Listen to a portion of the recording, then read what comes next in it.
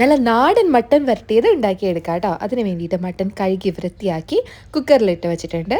പിന്നെ കുറച്ചധികം വെളുത്തുള്ളിയും ചെറിയ 2 പീസ് ഇഞ്ചിയും, അതിലേക്ക് കുറച്ച് ഗരം മസാല, മഞ്ഞൾപ്പൊടി, ആവശ്യത്തിന് മുളക് പൊടി, പിന്നെ എരിവിനാവശ്യമായിട്ടുള്ള കുരുമുളക് പൊടിയും, അതുപോലെ തന്നെ ഒരല്പം മല്ലിപ്പൊടിയും ആവശ്യത്തിന് ഉപ്പും കൂടി ചേർത്തിട്ട് വെള്ളം കൂടി ഒഴിച്ച് നന്നായിട്ടൊന്ന് അരച്ചെടുക്കാം.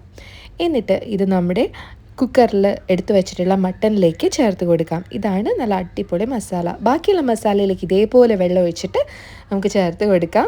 അപ്പോൾ ഈ മട്ടൻ ഒന്ന് ജസ്റ്റ് മുങ്ങിക്കിടന്നാൽ മതി. കുറച്ച് കറിവേപ്പില കൂടി വിതറിയിട്ട് നന്നായിട്ട് വേവിച്ചെടുക്കണം. നല്ല പോലെ വേവിച്ചെടുത്തിട്ടുണ്ട് കേട്ടോ. എന്നിട്ട് ഈ വെള്ളമൊക്കെ ഒന്ന് വറ്റിച്ചെടുക്കാം. അതേ സമയത്ത് ഇവിടെ ഞാൻ ഇരുമ്പിൻ്റെ ചീനച്ചട്ടി വെച്ചിട്ടുണ്ട്. അതിലേക്ക് വെളിച്ചെണ്ണ ഒഴിച്ച് ആദ്യം തന്നെ കറി ലീവ്സ് വറുത്തെടുത്തു. കുറച്ചധികം തന്നെ വെളുത്തുള്ളി ചെറുതായിട്ട് കട്ട് ചെയ്തെടുത്തതും ഒരു ചെറിയ പീസ് ഇഞ്ചി അരിഞ്ഞതും കൂടി ചേർത്ത് കൊടുത്തു. മട്ടൻ എപ്പോഴും വെളുത്തുള്ളി വേണം കേട്ടോ കൂടുതലായിട്ട് നിൽക്കാനായിട്ട്. പിന്നെ ഇതിലേക്കൊരു 3 സവാള ചെറുതായിട്ട് അരിഞ്ഞിട്ട് നന്നായിട്ട് ഇതേപോലെ റോസ്റ്റ് ചെയ്തെടുത്തു. ഗോൾഡൻ കളർ ആവുന്ന സമയത്ത് ഞാൻ ഈ മട്ടൻ അങ്ങ് ചേർത്ത് കൊടുക്കുകയാണ്. വേറെ മസാലകളൊന്നും ഇപ്പോൾ ചേർത്ത് കൊടുക്കുന്നില്ല ഇതിലേക്ക്.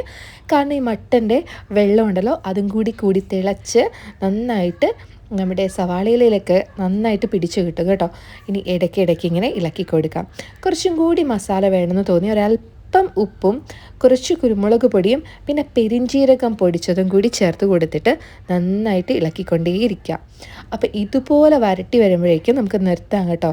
ഇനിയുള്ളത് ഇതിൻ്റെ ചാറ് എന്ന് പറയുന്നത് മട്ടൻ്റെ നെയ്യാണ്. അപ്പോൾ ഇതിനി വറ്റിക്കാനായിട്ട് നിൽക്കുന്നില്ല. നല്ല വരണ്ട് വന്നിട്ടുണ്ട് നമ്മുടെ മട്ടൻ. അപ്പോൾ നല്ല ടേസ്റ്റി ആയിട്ട് നല്ല ഫ്ലേവർഫുള്ളായിട്ട് വന്നിട്ടുണ്ട്. പെരിഞ്ചീരകത്തിൻ്റെയൊക്കെ അടിപൊളി മണമുണ്ട് കേട്ടോ. അപ്പോൾ ഇനി നമുക്കിത് സെർവ് ചെയ്യാം.